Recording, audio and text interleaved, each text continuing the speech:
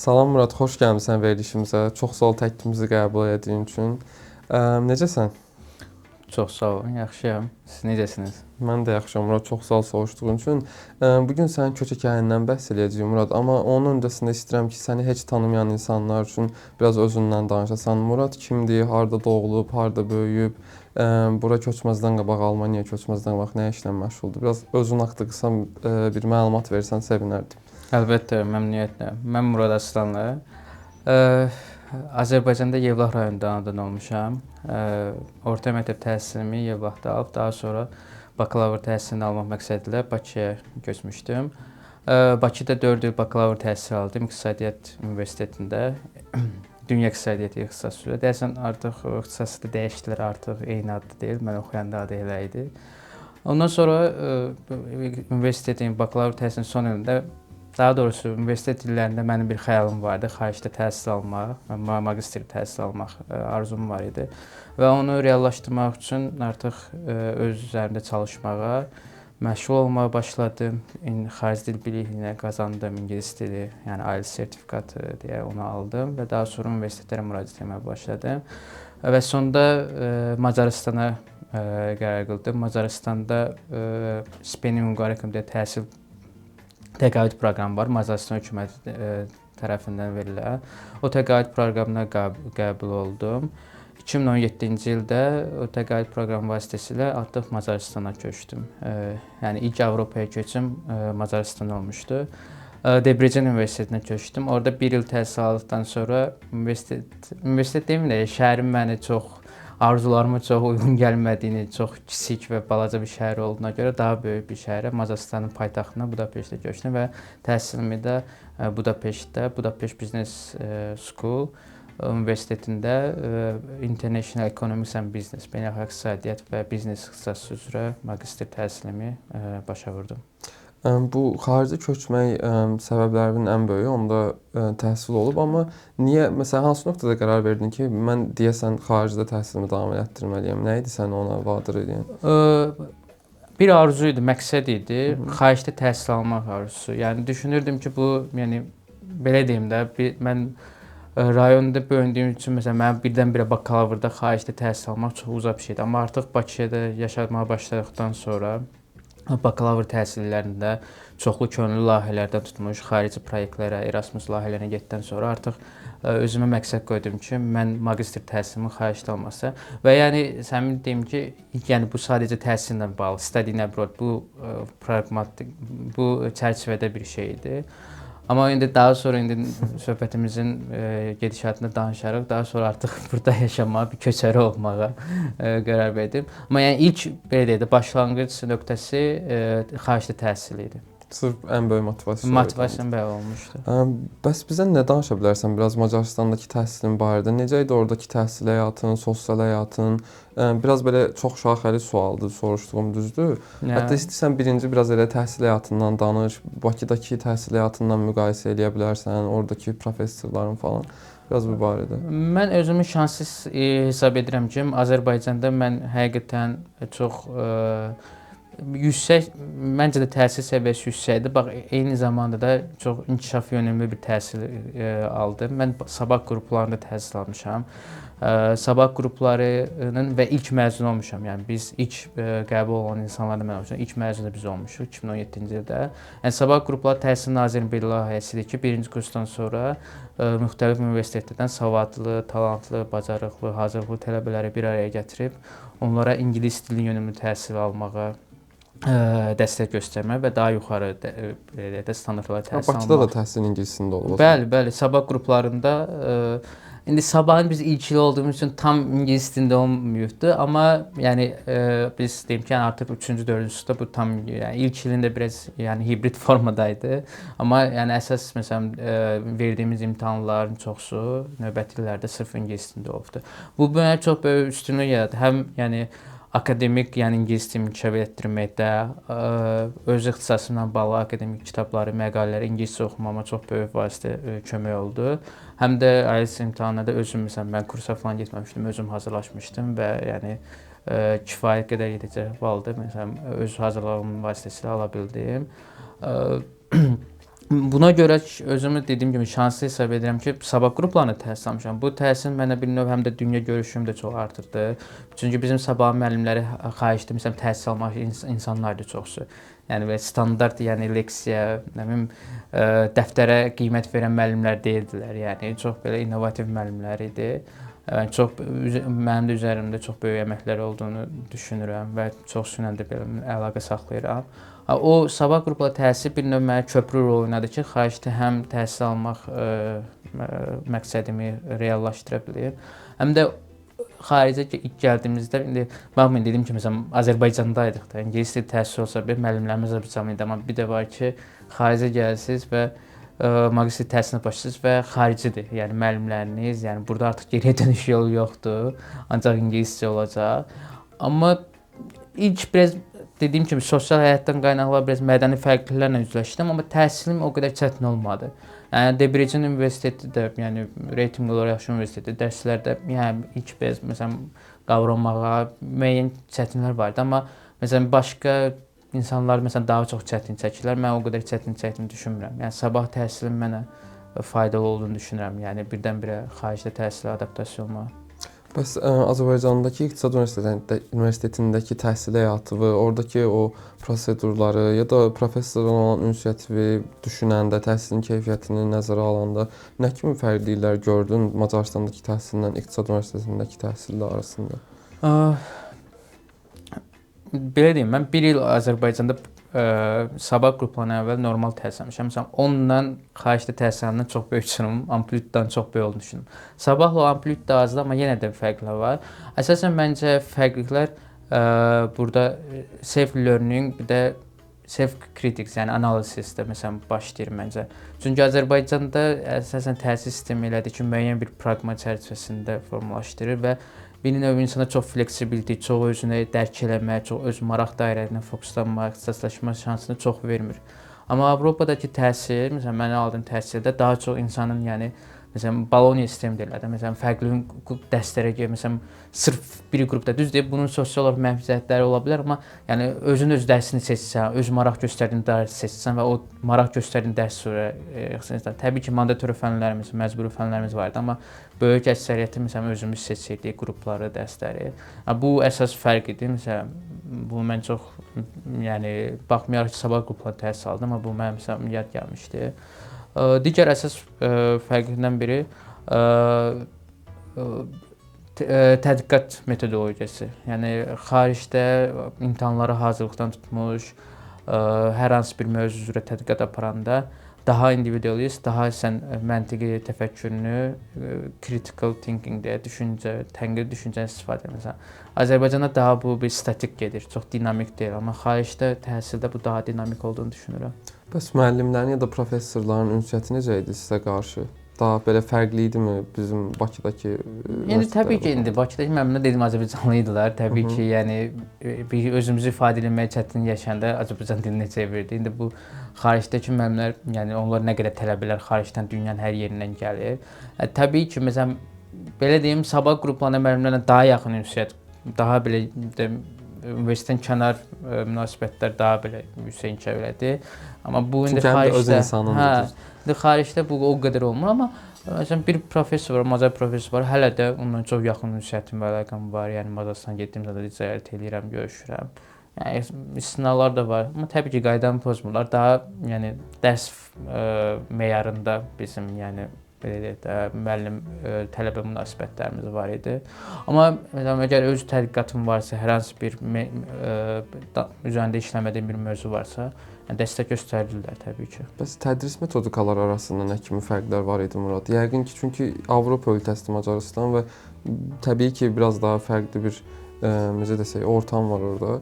O barədə əslində bilmək istirdim ki, tədris metodikası anlamında nəsə bir fərqlilik varmı? Var. Tədris metodikası əsas fərq o dedim ki, case study'lər daha çox olurdu. Təqdimat bacarıqları daha çox inkişaf eləyirdi. Yəni mən sabah qruplarında belə biz o qədər çox təqdimat elmini, bəlkə indilərdə daha belə də innovativ təhsil metodları istifadə edirlər, amma məsələn biz bu qədər təqdimat hazırlamağı mən təqdimat bacarıqlarımı universitetdə, xaricdəyəm, Debrecen Universitetində, sonra da Budapest Business School'da orada daha çox inkişaf elətdirdim.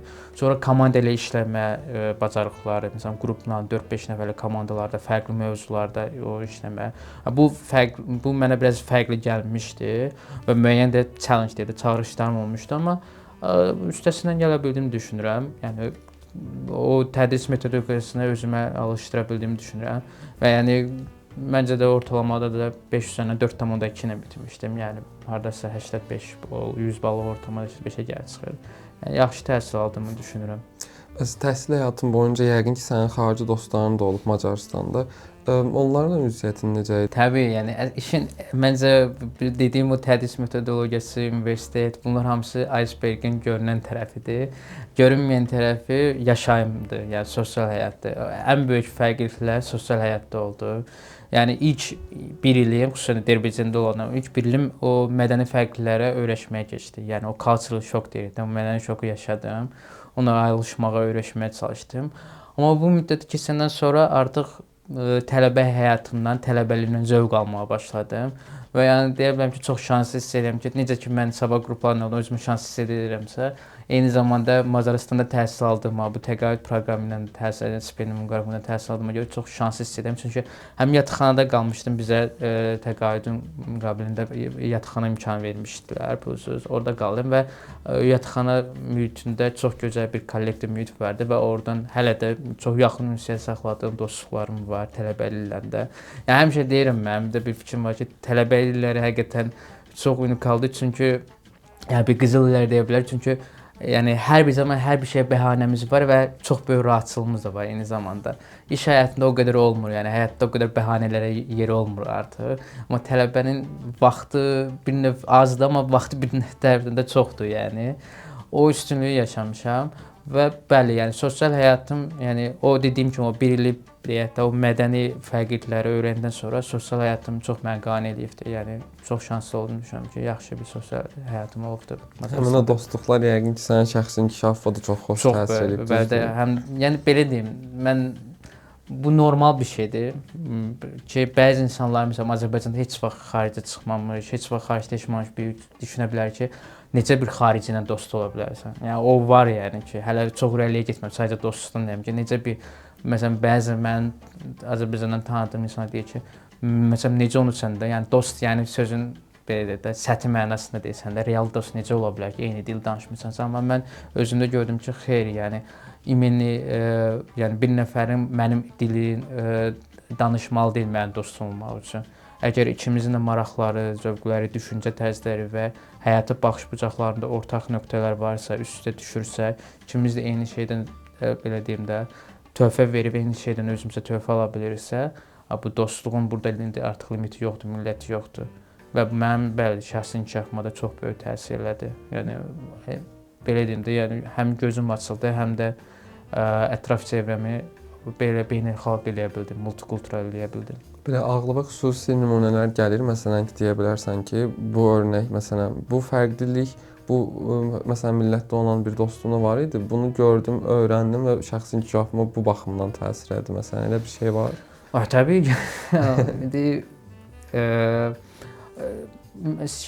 Deyə biləcəm ki, universitet həyatında yataqxana qaldım. Məsələn, başqalarıyla bir yerdə yaşama. Məsələn, o yaşadığım yataqxana müddətində xarici millətlərlə mən Azərbaycanda sabah qruplarında da yataqxanada qalmışdım. Amma onunla xarici millətlərlə bir yataqxana olmaq çox fərqlidir. Orada məsələn çox öyrəndiyim şeylər var idi. Həqiqətən bu dəqiqə artıq spesifik olaraq deyə biləcəyim bir misal. Məsələn, biz yəni məsələn tələbəlik illərində Budapestdə 4 nəfər qalıyordıq və hərəmiz birimiz İranlı, Pakistanlı, Ukraynalı, Azərbaycanlı var idi. Hər birimizin məsələn bir mədəni bir şeyi var idi. Axşamlar məsəl üçün o mədəni şey haqqında müzakirə apardım, özümüzə göstərdi, bayramları falan öyrənirdi. Bir növ həqiqətən o dünya görüşümüzü açırdı. Məsələn, o şeydən çox öyrəndim. Yeni perspektivlərə. Bəli ki, bəli. Yeni perspektivlərə, yəni beynəlmiləl insan olmaq deyilən bir şey var, yəni beynəlmiləl, yəni international insan olmaq. Ya, o şey mən tələbəliklərimdə onu dərk elədim ki, həqiqətən mən yəni bir yerində qalmış insan deyirəm. Mən özümü beynəlmiləl insan olaraq görürəm. İndi çox Azərbaycanlı ki, mənim də Asiya mətbəxi, uzaq mətbəxə çox böyük stereotiplərim, belə necə deyim də, ön yarğılarım vardı. Amma tamamilə dəyişibdi. Və bunu mən dəyişdirən bir misal olaraq deyim. Mənim Yapon yaxın dostum vardı və çox gözəl yemək bişirə bilir. Hal-hazırda da Budapeştdə özü şef istəyir restoranda. O məni çox ciddi şəkildə Asiya mətbəxinə maraq oyatdı, öz bişirdiyi yeməklərlə və bütün stereotipləri qıldı. Və mən hazırda Berlində də məsələn Asiya mətbəxi yeyirəm, gedirəm Asiya getdiyim Asiya mətbəxi var. Müqabilində də o da mənimlə məsələn deyə biləcəyim bu çox gözəl nədir? O insan mən Ramazanda oruç tuturam. Bu çox maraqlı gəldi ona. Bir ay mənimlə oruç tutdu. Bir ay. Yapon. Bəli, Yaponiyadan bir ay. Və o insanın da həyat mottosu, yəni belə çox alkoqol falan da içən insandır, belə sevən insandır. Amma bir ay alkoqol belə içmədi. Mənimlə birlikdə yatağında qaldığımız zaman oruç tutdu. Sırf onu təcrübə eləmək üçün. Bunu mən videonun başlığına yazacağam. Yapon dostum mənimlə o birlikdə oruç tutdu. Bir ay mənimlə oruç tutdu, bəli. Sırf yəni o eksperiment etmək üçün. Yapona oruç tutduran Azərbaycanlı. Real faktdır yəni. Çox maraqlı əslində. Bir ay mənimlə dayanmadan bir ay birlikdə iftar elədik. Və bir gün özü Yapon mətbəxinə yemək bişirib iftara dəvət edirdi. Bir gün mən bişirirdim Azərbaycan mətbəxini. Bir ay fasiləsiz oruç tutdum. Bir ayın sonunda təsadüfən müsəlman olmadı o. Ya müsəlman bir ay sonunda şeydi, burada içdi. Amma yəni onun üçün bir ay yəni oruç tutmaq qədər bir ay alkoqol içməmək belə böyük bir şeydir. Yəni onun üçün yəni deyə bilərəm. Çox sağ olun, mənim üçün çox maraqlı idi Murad. Bəs təhsil həyatını tamamlayandan sonra Budapeştdə, daha doğrusu Macaristanda, onun Debrecəndə neynədin? Karyera başladın, sonraki həyatın necə irəlilədi orada? Neynədin? Debrecəndə dedim biri oldu. Mən sonra artıq universiteti Budapeştdə bitirdim. Budapeştdə mən yaşadığımda artıq universitetin sonuna yaxınlaşdıqca bu internship, təcrübə proqramına müraciət etməyə başladım. Həm öz yəni universitetdən lazım idi, həm də özüm də iş təcrübəsi qazanmaq istədim. Çünki mənim əvvəldən Azərbaycanda da bildim İş təcrübəm çox yox idi. Çünki yəni 4 il bakalavr təhsil almışam. Ona görə yəni çox iş təcrübəsi qazanma imkanı olmayıbdı. İş təcrübəsi qazanmaq üçün təcrübə proqramı başladım və General Electric, Baker Hughes sonradan adı dəyişdi. Baker Hughes belə bir Amerikan şirkəti var. Onun ofisində Budapeştdə Share Service Center vardı. Onun ofisində finance intern olaraq başladım və artıq universiteti bitirməyimə 1-2 ay qalmış. Mənə artıq full time tam işdə təklif etdilər. Yəni finans sahəsinə girdin əslində. Bəli, yəni mən iqtisadi təhsil almışam, amma iqtisadiyyat çox geniş bir şeydir. Əgər iqtisadiyyatda qalmışam, mən özümə o sualı da verdim. Yəni hansı istiqamətə getmək istəyirəm? Və mənə ən maraq gəlib birdən iqtisadiyyat spektrumda finans sahəsi oldu və karyerimdə finans sahəsi üzrə qurdum. İxtisaslaşmamı o üzərinə apardım. Çünki iqtisadiyyatda ixtisaslaşmaq gərəklidir. Hazırda müasir dövrdə əmək bazarı da ixtisaslaşmağı tələb eləyir. Yəni əmək bazarı bu dəqiqə o əvvəlki bizim belə deyək də valideynlərimiz dövr ki, bir nəfər bir şey çox şey bilir. Bir şey bilməyi, hər şey bilsə daha yaxşıdır. Amma indiki dövrdə əmək bazarı onu tələb eləyir ki, bütün dünyada məncə elədir ki, ixtisaslaşmağı, hər şey bilməyinə ehtiyac yoxdur. Bir şey bilməlisən, amma daha yaxşı bilməlisən, çox yaxşı bilməlisən. İxtisaslaşmamı finans sahəsi üzrə apardım. Yəni iqtisadiyyatda qalıb belə deyim, gərək mən onda belə deyim, ya qeyri NGO-lar, qeyri-hökumət təşkilatları ya BMT, bu tipli diplomat korpuslarda iqtisadi analiz kimi gedə bilərdim. Amma mən daha belə dar ixtisaslaşma aparıb finans sahəsi üzrə karyerimə başladım. Nə qədər çalışdın orada? Neçə il Budapeştdə yaşadın, işlədin? Mən 2000 yəni deyim Budapeştə ilə köçəndən bir neçə ay sonra mən artıq internshipə başladım. 1 il internship təcrübə proqramı, 4 ildə full time, tam şirkət işlə birdə 5 il iş təcrübəm var idi Macaristanda. Bəli, 5 il. Bəs nə baş verdi ki, məsələn, ya da hansı nöqtədə dedin ki, mən artıq deyəsən Almaniyaya köçməliyəm, Budapeştdən, Macaristandan ayrılmalıyam. Onun arxasındakı, o qərarın arxasındakı motivasiya nə idi? Buna səmimi cavab versəm, çox güclü bir xüsusi motivasiyam yox idi. Bu biraz həyatda bəzən olur da imkanlar, mənim bir prizmam var ki, həyatda gözümüzə həmişə imkanları açıq tutmur. Çünki o imkan hər zaman gəlməyə bilər, heç gözləmədiyim bir anda gələ bilər. Təbii ki, ətrafımda insanların həm makroiqtisadi vəziyyətə görə, həm də həyatın müəyyən irəliləyişinə görə artıq başqa ölkə, bu Macaristanda yaşayan dostlarımın başqa ölkələrə köçməyini, bu hallarla artıq rastlaşmaya başladım. Almaniya, Hollandiya, iş yoldaşlarımla İngiltərəyə köçən belə var idi. Yəni bu halların artıq sayı çoxalırdı. İndi mən də o zaman gözüm açıldı, amma sən bilirəm ki, oturum da qərar verməmişdim ki, mən məsələn bu ilin sonuna kimi mən ölkədən köçürəm, ya Macaristandan köçürəm. Belə bir şey yox idi. 2023-ün mart ayında Azərbaycanda idim, Novruz bayramı getmişdim. Bir nəfər dostum vardı, o da Budapeştdən Berlinə köçmüşdü. Onunla elə danışırdıq. Ona soruşdum ki, necədir vəziyyət, məsələn, həyatından məmnunsanmı? Dərhal geri dönüşə mənə dedi ki, belə bir mənim işlədiyim şirkətdə vakansiya var. Yəni istəsən səni refer edə bilərəm, müraciət edə bilərsən. Bunu da mənə də itirəcəyim bir şey yox idi. Yəni ki, dedim təbii ki, yəni CV-mi göndərdim. Normalda belə iş axtarıb eləyəndə bir 2-3 ay çəkirdə yəqin ki, özündə yaxşı bilərsən. İnanırsan, yəni bir həftənin içində artıq iş təklifi almışdım. Bir həftənin Biraz içində. şanslı idim. Yəni çox şanslı. Yəni hətta oldu ki, mən Macaristana qayıtdım sonra. Artıq mənə iş təklifim vardı. Mən Macaristandakı dostlarıma deyəndə ki, mən artıq iş təklifi almışam, bilmədilər ki, Almaniyadan almışam. Düşünürlər Azərbaycanda getmişəm, Azərbaycandan almışam. Yəni o qədər çaşbaş oldu, heç kim gözləmirdi. Çox sürətli oldu. O da belə deyim də, yəni imkan məni tapdı. Yəni bəzən həqiqətən olur da, yəni sən çox axtarmanla deyil, bir imkan heç gözləmədiyi bir yerdə səni tapır. Elə oldu, yəni orada bir imkan məni tapdı və mən də o imkanı qəbul elədim. Həyatımda yeni bir başlanğıc, yeni bir səhifə açmaq üçün bu iş təklifini qəbul elədim və bununla da Berlinə, Almaniyaya köçdüm. Hal-hazırda da buradayam. Tam hansı ay idi, hansı bilirsən o tarixi xatırlayırsan? Təbii ki, iş təklifini 2023-ün martın 30-u almışdım. Prosesdə martın 23-ü başlamışdı. Yəni həqiqətən bir həftə keçdi. Hətta özüm əlavə bir həftə vaxt istədim qəbul etmək. Çünki önəmli bir qərar idi. Yəni yenidən həyata başlamaq, sıfırdan qurmaq, yəni daha sonra da bu viza, işdən çıxma prosesi vardı. 2 ay sonra iyunun 27-si 2023-cü ilin iyunun 27-sində Berlinə köçdüm. Bura gəldin, burada hansı şirkətə qəbul olmuşdun? O prosedurlar necə idi? Orada nə işlə məşğul idin? Ya da hal-hazırda nə işlə məşğulsan? Eyni şirkətdə işləyirəm. Qəbul aldığım şirkətdə çalışıram. BSF yəni dünyanın ən böyük kimyəvi məhsul istehsal edən şirkətdir. Burada Alman şirkətidir. Baş ofis tərəfə düşəndə mən Berlində Financial Center, Service Center var. Orada financial haqqında maliyyə mühasibə mütəxəssisi olaraq çalışıram. Necədir iş ortamın, iş yoldaşlarının ünsiyyətin? Yenə də məsələn artıq belə necə deyim, qlobal ya da böyük bir şirkətdə işləyəndə istərsiniz fərqli millətlərdən insanlarla çalışırsan. Təbii, yəni mən Macaristanda da böyük şirkətlərdə işləyirdim. Orada da Citibankda işləmişdim, BQ-də. Orada da böyük şirkətdə işləyirdim. Yəni bir növ, yəni transmilli şirkətlərdə işləmə təcrübəm var idi.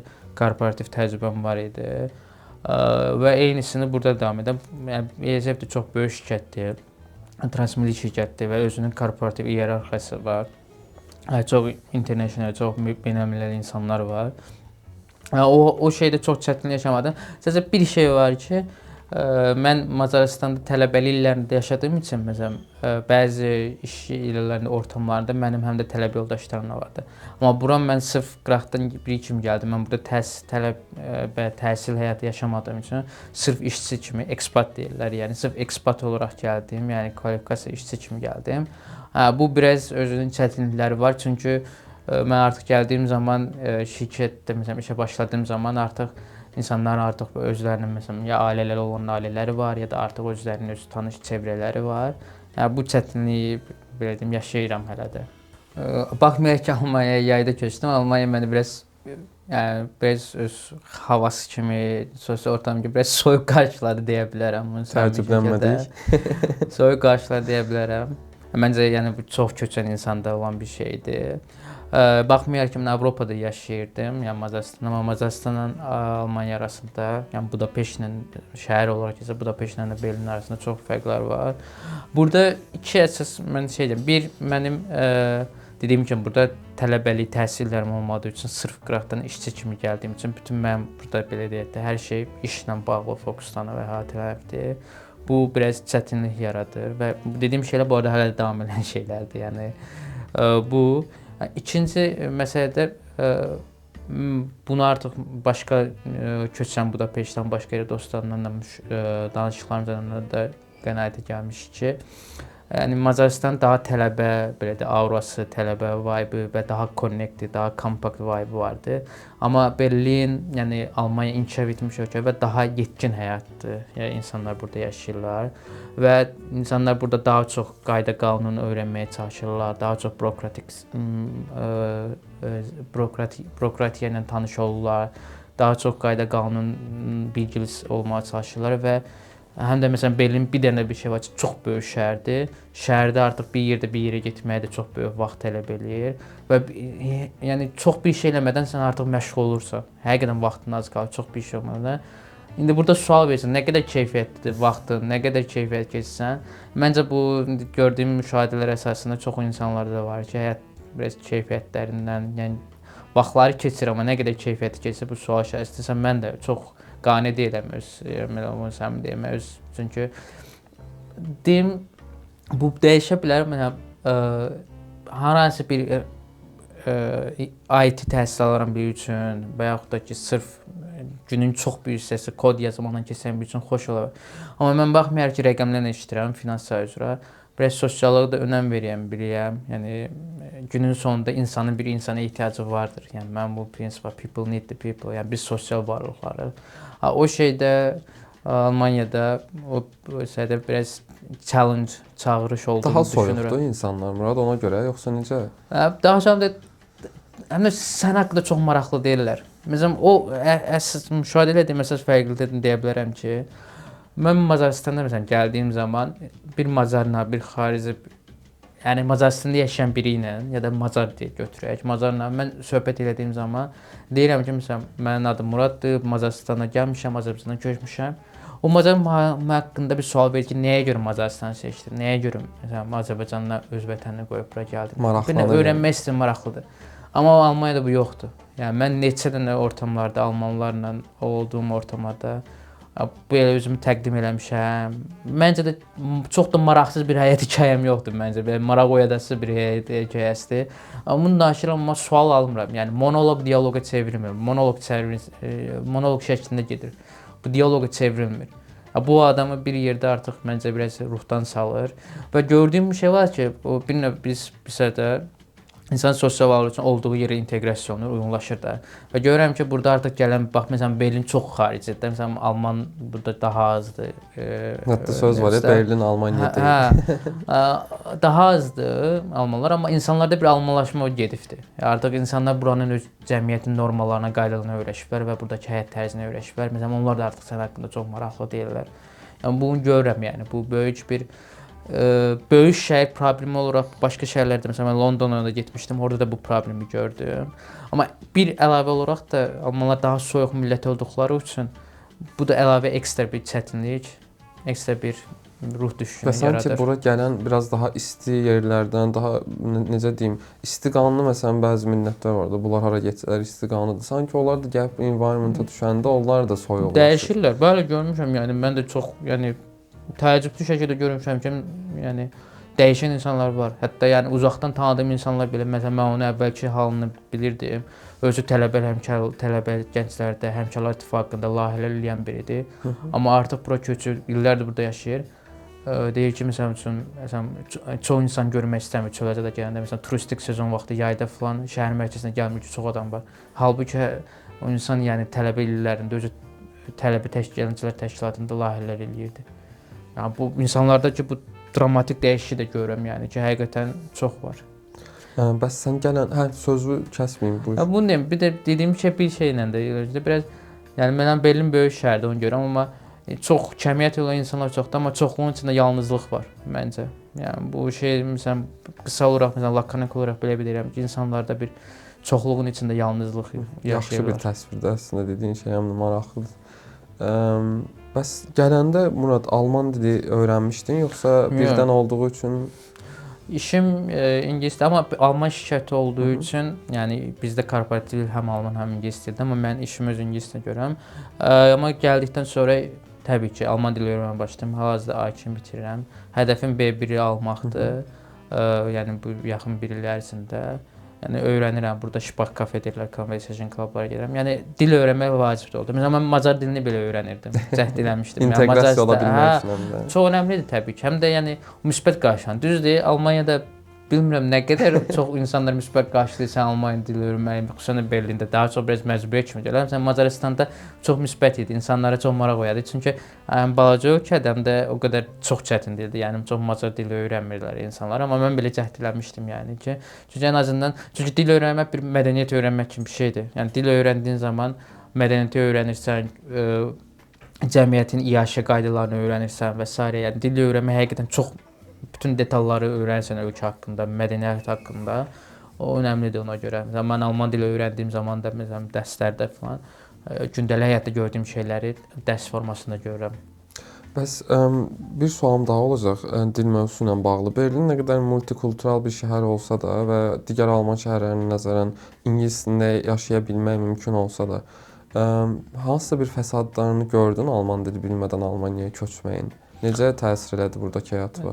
Səmin deyim ki, mən o qərar vermə mərhələsində iş təklifində məsələn Almaniyaya köçüb köçməməyə qərar vermə mərhələsində apardığım araşdırmalara belə qənaət gəldim ki, bu təklif Berlindən yox başqa bir şəhərdən gəlsəydi, çox güman ki, qəbul etməyəcəkdim. Çünki çox ciddi fəsadlarla üzləşəcəyini düşünürəm. Amma Berlin o dərəcədə, Berlin çox multikultural olduğu üçün o fəsadlarla da az üzləşəcəyimi düşündüyüm üçün qəbul etdim və fikirlərimdə haqlı olduğumu gördüm. Amma belə deyim, indi bu cəmiyyətdə yaşayırsa, Alman dili daha yəqin dildir, daha geniş yayılmış dildir.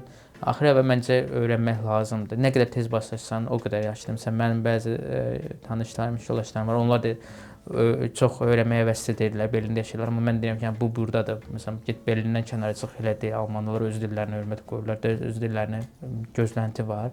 Öyrənmək lazımdır. Artıq onlara bir motivasiya verdiyimi düşünürəm. Onlar da Alman dili öyrənirlər. Yaşadığımız cəmiyyətdə uyğunlaşmaq üçün, çünki biz gəlmişik bura, lazımdır. Amma belə bir şey deyim ki, Berlində yaşamaq var, bir də daha yaxşı yaşamaq var. Berlində məncə, biz Azərbaycanlıyıq da, məsələn, türk-ingilis dilini bilərək ömrünün axırına kimi məncə yaşamaq mümkündür. Amma bu yaşamaq səni qane eləyəcəkmi, yoxsa yox? Daha yaxşı yaşamaq, bir də daha keyfiyyətli yaşamaq var.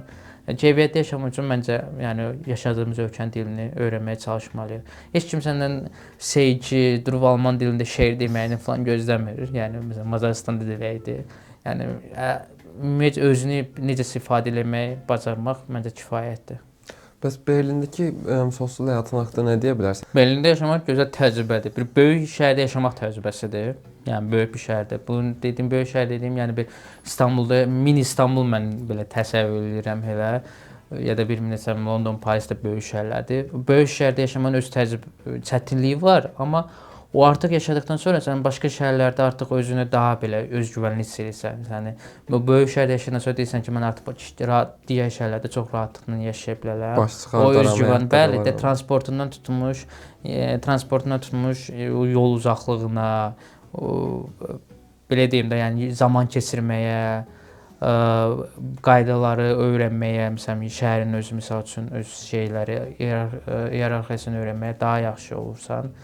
Yəni turist olaraq da sən daha özgüvənli olursan, məsələn, başqa bir böyük şəhərə gedəndə, məsələn, mən Berlindən Londona getmişdim, məsələn, o mənə çox belə gücsüz gəlmişdi. Yəni London daha da böyükdür, amma məsələn o qədər çox çətinlik yaşamamışdım. Bəs ümumi necə təsvir edirsən Berlindəki həyatı? Məsələn, bir gənc olaraq yenə eyni sualı soruşuram əslində. Yəni necə bir təcrübədir? Bilmirəm başqa necə soruşum. Necədir Berlin məsələn? Heç görməmiş bir insan üçün biraz təsvir edə bilərsən Berlini? Berlin belə deyirəm, böyük, multikultural və yaşamağa çətin şəhərdir. Yəni baş çıxarmaq lazımdır sözün əsl mənasında. Çıxardıqdan sonra amma artıq gözləntiləri düzgün qoymaq lazımdır. Yəni Berlində o böyük şəhər olan bir sindrom var ki, hər bir şeyə bir məsuliyyət götürməlisən, öhdəlik götürməlisən. Yəni planlı yaşamalısan. Məsələn, bunu deməliyəm. Evdən çıxdığın zaman necə, hara gedəcəksən? Spontan yaşayanlar üçün Berlin sıxıcı, yəni Berlində əziyyət çəkəcəklər. Spontan yaşamamalısan. Yəni bu çünki evdən çıxdığında bilməlisən hara gedirsən. Məsələn, bu tərsinədir. Budapeştdə o tərsinədir. Evdən çıxdığım zaman çox planlı olmurdum. Rahatına hər yerə rahat əl çata bilirdim, gedə bilirdim.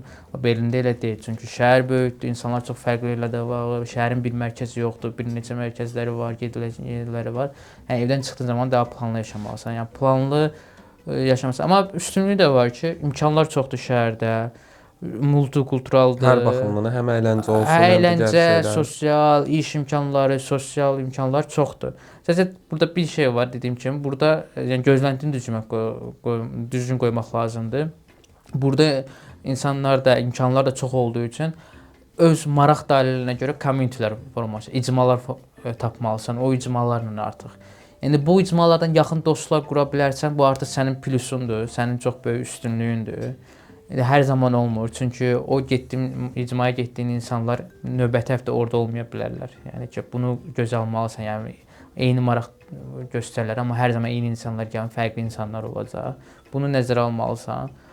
Bunu nəzərə alırsansa, əgər planlı və özünə maraq dəyərləri formalaşdıra bilirsənsə, community vibe-ını yaşaya bilirsənsə, icma aurasını, o zaman şəhərdən zövq almağa başlayacaqsan. Mən də onu eləməyə çalışıram. Məsələn, mən də biraz gözləntiyim Budapeştdən qoymuşdum. Burada daha belə yaxın, daha kompakt bir həyat tərzi eləyirdim. Amma gördüm ki, burada elə deyil. Buranın öz reallığı var.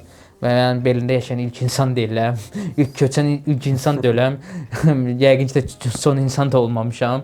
Yəni ona görə çox güman ki, yəni bu şəhər elə var, elə də gedəcək. Ona görə biz özümüzü ümumiləşdirməliyik. Bəs məcazi mənada da loru dildə desə, öz qəbiləvi tapa bilmirsən burada, öz dost əhatəvi, mən ya Azərbaycanlılar ola bilər, ya başqa ölkədən. Qane deyiləm öz, yəni bu suala səmimi cavab versəm çox da qane deyiləm. Çünki mənim arzusunda olduğum, məsələn, yaxşı bir sosial çevrə, əhatə dairəsi odur ki, məsələn, mən Macaristanda, amma təbii ki də birdən olmamışdı. İllər nəticəsində olmuşdu ki, ölkəmizin xarici siyasəti balanslaşdırılmış bir siyasət eləmişdi.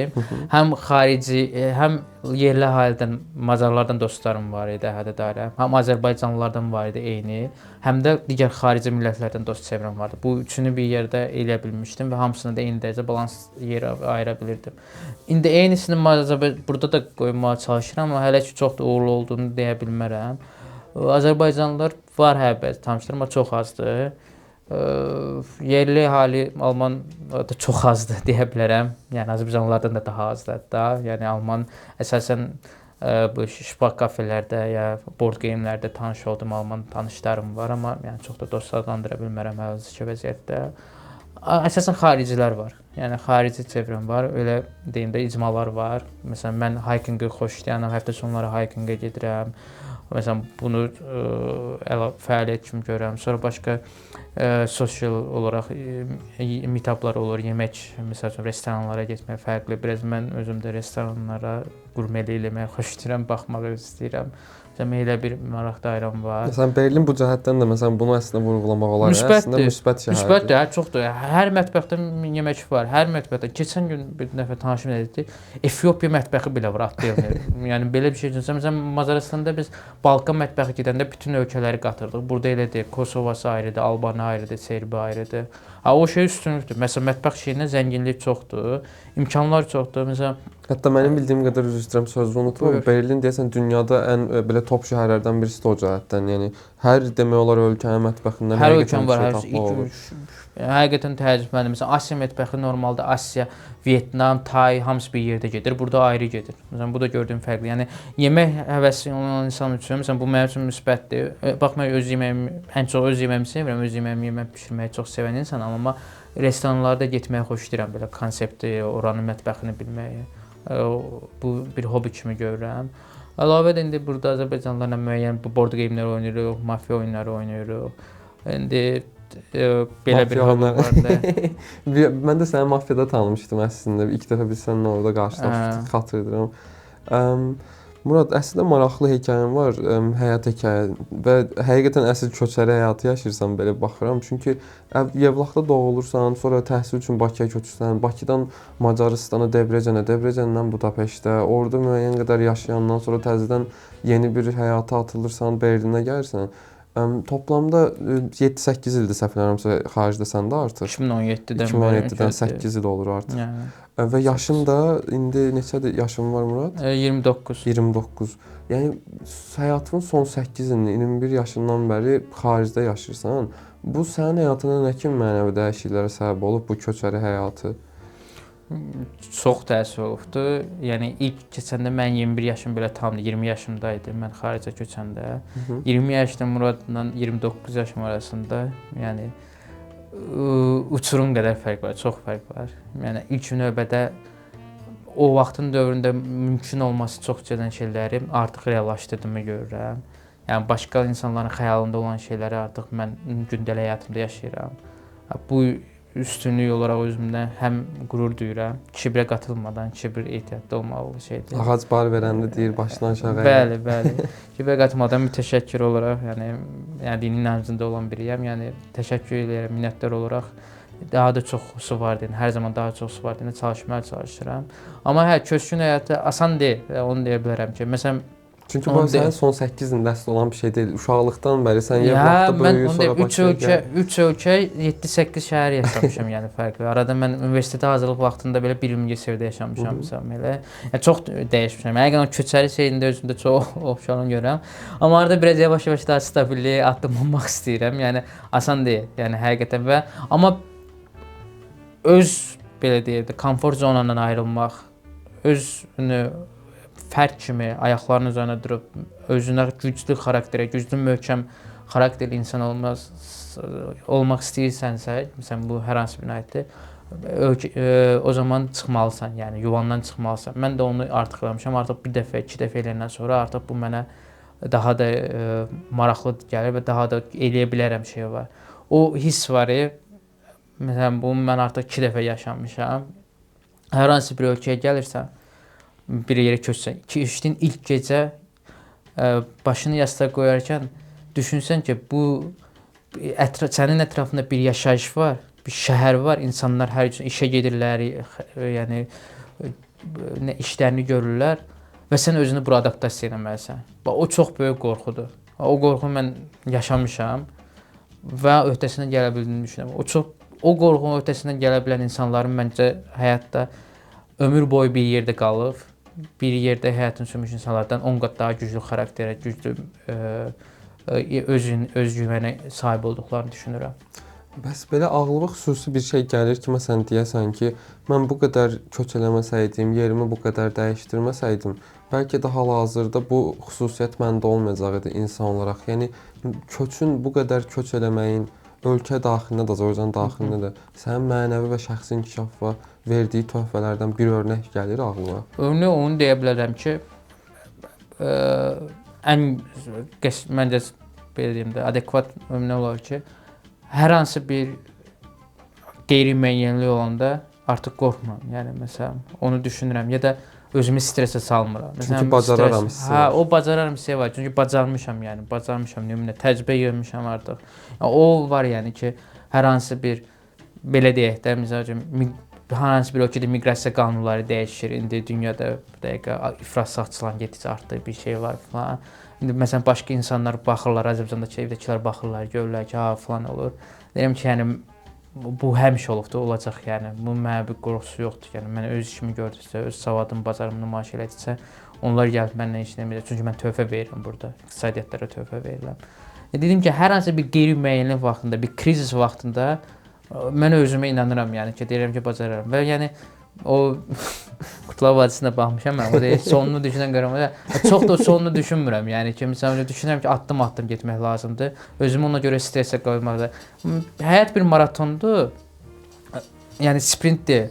Ona görə o maratonda yavaş-yavaş addımlamaq lazımdır. Müəyyən o məsafələrə gətirmək lazımdır. Mən də elə baxıram. Yəni birdən-birə yavaş-yavaş təbii ki, bir ağlımda ideyalar, bir uzun müddətli long term deyən şeylər var, amma daha çox belə addım-addım getməyə çalışıram, period getməyə çalışıram.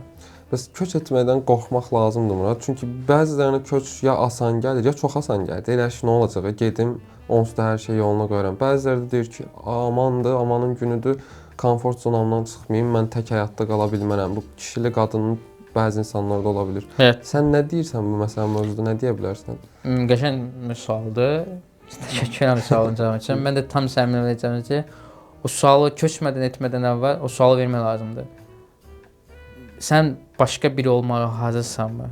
Öz üzərində dəyişiklik eləməyə, özünü başqa bir cəmiyyətdə inteqrasiya eləməyə hazırsanmı? Yoxsa durub köçəcəksən, burada da, məsələn, Almaniyada da var. Məsəl üçün, bu biraz yaxşı örnək deyil, təəssüf ki, amma elədir. Sən türklərdən falan var ki, məsələn, gəliblər özlərini elə buradakı Türkiyədəki həyat tərzini yaşayırlar. Əgər sən durub öz həyat tərzini daşımağa çalışacaqsansa, o zaman uğursuz olacaqsan. Və onda qorxmalısan. Hə, o zaman qorxmalısan. O zaman sən başqa bir ölkədə eyni Azərbaycandakı yaşadığın həyatı yaşayacaqsan. Bu sənə uğur gətirməyəcək, bu səni daha güclü insan eləməyəcək. Daha güclü insan nə eləyəcək? Sən təbii ki, Azərbaycanlı, mənim yəni bədənimdə Azərbaycan tatusu var. Yəni mən Azərbaycan dövlətimi, yəni vətənimi sevən insanam. O başqa məsələ, amma daşıya bilmərik, yəni o sevgi bizlə qalmalıdır. Yaşadığımız cəmiyyətə uyğunlaşmağa çalışaq. Əgər uyğunlaşıb sıfırdan özünə həyat qurmağa, özünə güc verə biləcəyinə düşünürsənsə, o zaman köçməlisən. Yoxsa eyni həyatı orada daşıyacağını düşünürsənsə, o zaman məncə köçməyin mənası yoxdur. Yəni fiziki olaraq köçmüş ola bilərsən, amma əsas məsələ sosial, mental olaraq köçməmisən o zaman. Mənə bir şey də maraqlıdır. Aidiyyət duyğun nə yerdədir? Bu qədər köç eləyəndən sonra özünü harasa aid hiss eləyirsən? Düzdür, çox olmur da aidiyyət deyirsən. Belə keçəməndə təbii ki, məsələn güclü xarakter olaraq danışdıq. Məsələn, mənim düşüncəmə görə mən ömür boyu, məsələn, baxmayaraq ki, məsələn, bir alman ömür boyu burada yaşayıbdır, dünyanın ən inkişaf etmiş ölkələrinə bilə, Avropanın ən güclü iqtisadiyyata sahib olan ölkəsində yaşayıbdır, ömür boyu, məsələn, 40-50 il burada yaşayıbdır. Həyat standardı məndən yuxarı ola bilər, amma mən ondan daha güclü insanam, çünki mən köç eləmişəm, mən o qeyri-müəyyənlikdə yaşamağı bacarmışam. Bu şeyə baxanda bunlar hamısının üstünlükdür, güclü xarakter var. Amma bir şey var ki, köç edəndə daha çox aidiyyət hissi azalır. Təbii ki, çünki artıq çox yerdə olursan, özünü bir yerdə, o sense of belonging deyirlər, bir yerə özünü, aid olmaq hissini o getdikcə azalır. Hansı ki, insan həyatında ən önəmli önəmli olan şeydir. Mən də artıq onu biraz da bu həyatın bir keçid şeyləri var. Artıq mən də 30 yaşıma gəlirəm. Mən də artıq düşünürəm ki, artıq yəni bundan sonra məsələn, əgər bir dəfə daha köç eləyə bilərəm, eləsəm, eləmərəm. Artıq daha belə deyim, daha stabil, daha köçərlikdən daha çox oturuq həyata keçid eləməyə artıq zamanın yavaş-yavaş yaxınlaşdığını düşünürəm. Bu zaman göstərəcək, amma biraz da yəni ki, dediyim kimi mən yəni buraya Almaniya həqiqətən yaşamaq kimi bir xəyalım, arzum yox idi. Bu hər şey dediyim ki, bir xaricdə təhsil almaq arzusundan başladı. Bu 8 illik köçün şeyi o idi.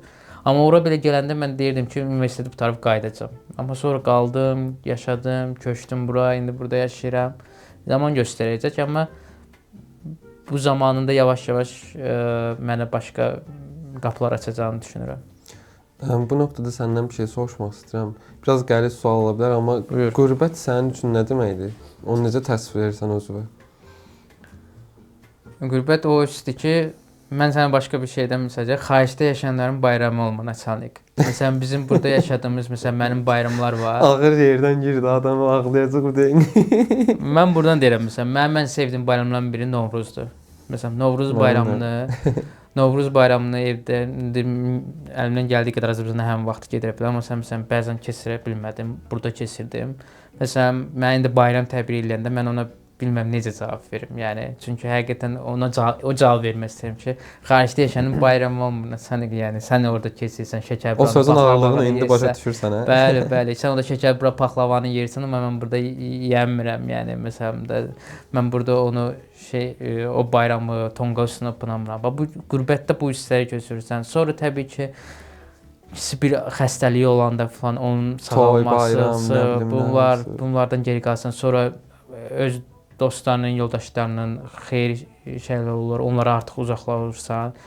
Çətinliyi var qürbətdə yaşamaq. Yəni çox, yəni təbii ki özləyirsən, o vətən hissini özləyirsən. Bəlkə də ən böyük çətinliyi elə odur. Dostların, tanışların, valideynlərin hamısı qocalır, zaman keçir, daha az vaxt keçirə bilirsən, keçirə biləcəyin vaxt azalır və bu reallıq adamın üzünə vurur. Bir də həyatlar arasındakı paralellik də şey olur. Yəni məsələn, görürsən ki, artıq onlar da sən məsələn mənim 8 il əvvəl qaldıq, tərk elədiyim yerdə deyirlər. Onlar da həyatlarında müəyyən axarla gediblər, müəyyən addımlar atıblar, irəliləyiblər və sən artıq getdiyində eyni şeyi görmürsən artıq. Onlar bir növ bir paralel dünyalarda, paralel axınlarda getmişik, cəryanlarda. Hə, o da adamı üzür. Yəni biraz geri qalmaq hissi var. Murad, bəs Azərbaycanla bağlı məsələn bəzi yəqin ki, təbii ki, xatirələrin vardı. Neçə il orada da yaşamısan. O vaxtki xatirələri düşünəndə, oradakı həyatını düşünəndə ən çox nədən ötürü darıxırsan xaricdə yaşayanda? Buna gülməli cavab da verə bilərəm. Daha belə İkisi də olar bizə. Daha romantik cavab da verə bilərəm. İkisi də olar.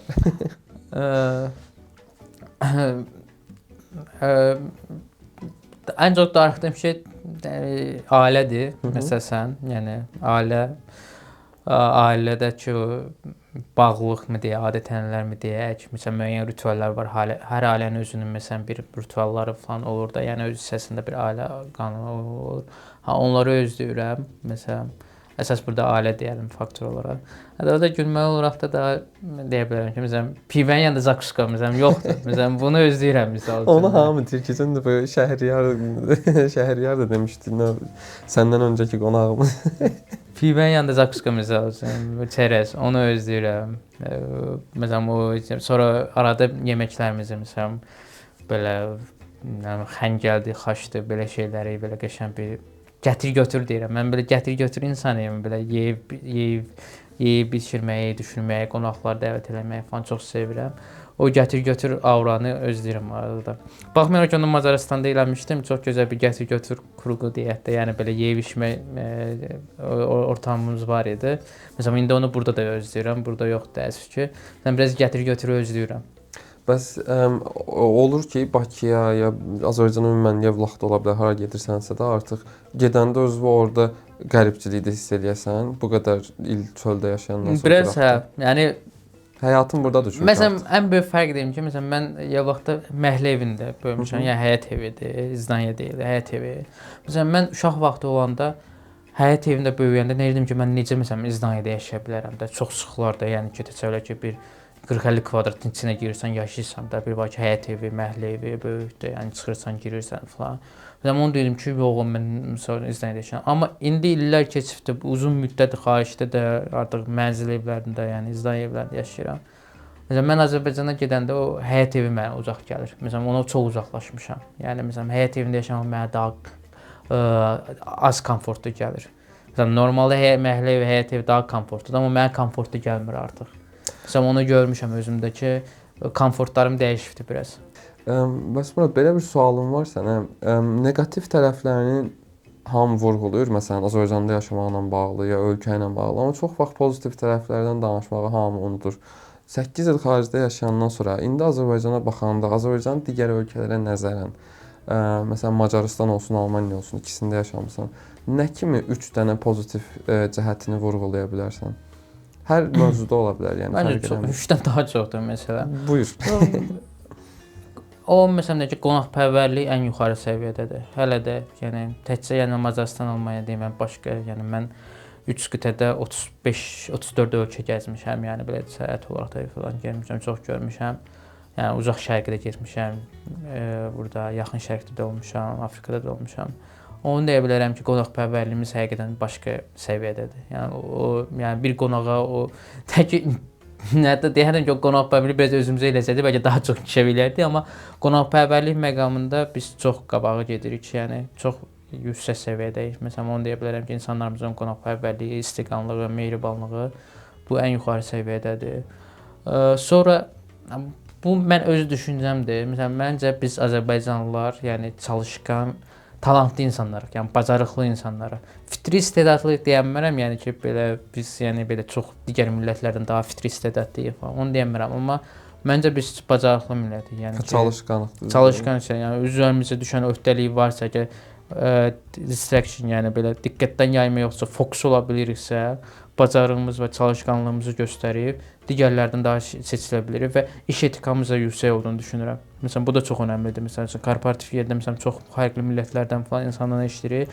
İş etikamızın yuxarı olduğunu düşünürəm. Məsələn, Azərbaycanlılar məsələn mən işlədiyim ortamlarda həmişə yəni yaxşı seçib sayılan olublar. Yəni iş etika Üçüncü də mətbəximiz deyim də.